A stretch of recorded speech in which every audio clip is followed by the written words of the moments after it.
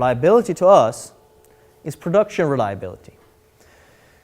And you may modify this a bit. I'm not saying this is the only way to explain reliability, but people throw this word out, the reliability. We want reliability, but what is it that you're talking about when you say reliability, and how do you measure it? Well, I think a reliable production is what you want. So it's a team concept between operations, maintenance, and if you have engineering, or if you have, some of you probably have more corporate engineering. But of course, operations to us would be responsible for, not alone in this concept, but responsible for a reliable process. Whereas maintenance would be responsible for reliable equipment. And there's some overlap between those two, of course.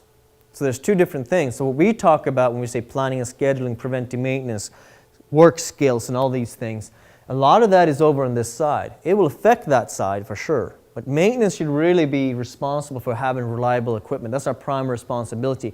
We need operations help to get there, but that's our prime responsibility. And it's also what we should be the ones advising the mill on or the plant on.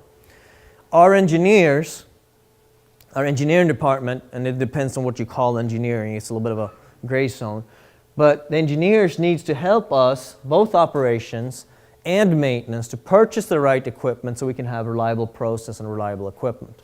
This is kind of how we see what reliability is.